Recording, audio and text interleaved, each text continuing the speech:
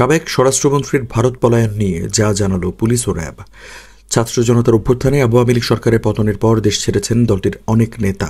তাদের মধ্যে সবচেয়ে আলোচিত সাবেক স্বরাষ্ট্রমন্ত্রী আসাদুজ্জামান খান কামাল। সম্প্রতি তাকে ভারতের কলকাতার ইকো পার্কে আওয়ামী লীগের বেশ কয়েকটি নেতার সঙ্গে আড্ডা দিতে দেখা গেছে। বুধবার এ বিষয়ে কথা বলেছে র্যাব ও পুলিশ। কারওয়ান বাজারের মিডিয়া সেন্টারে র্যাপিড অ্যাকশন ব্যাটালিয়ন র্যাবের লিগ্যাল অ্যান্ড মিডিয়া উইংয়ের পরিচালক লেফটেন্যান্ট কর্নেল মোহাম্মদ মুনিম ফেরদৌস বলেন, সাবেক স্বরাষ্ট্রমন্ত্রীর ভারতে অবস্থানের বিষয়ে আমি কিছু জানি না। আপনারা টিভিতে দেখে যা জানেন আমিও সেভাবেই জানি। এ বিষয়ে জানতে চাইলে পুলিশের বিশেষ শাখার প্রধান অতিরিক্ত পুলিশ মহাপরিদর্শক মোহাম্মদ শাহ আলম বলেন, আমি গণমাধ্যমে খবর দেখেছি স্বরাষ্ট্রমন্ত্রী সহ বেশ কয়েকজন কলকাতার একটি পার্কে দেখা গেছে। তারা কিভাবে গেছেন সেই তথ্য ইমিগ্রেশন পুলিশে নেই।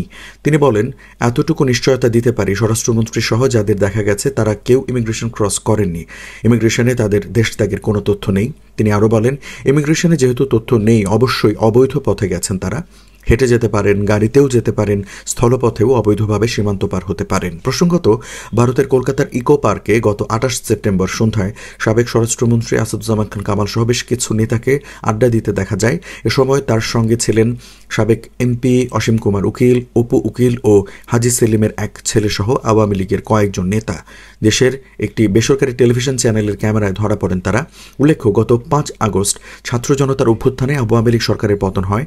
এদিন প্রধানমন্ত্রীর পদ থেকে পদত্যাগ করে ভারতে পালিয়ে যান শেখ হাসিনা। এরপর আওয়ামী লীগের বেশ কয়েকজন নেতা পালিয়ে বিদেশে যেতে পারলেও অধিকাংশই গা ঢাকা দিয়েছেন। অনেক নেতা গ্রেপ্তারও হয়েছেন। পালিয়ে যাওয়া নেতাদের মধ্যে সবচেয়ে বেশি মামলা হয়েছে আসাদুজ্জামান খান কামালের বিরুদ্ধে, কারণ তিনি স্বরাষ্ট্রমন্ত্রী ছিলেন।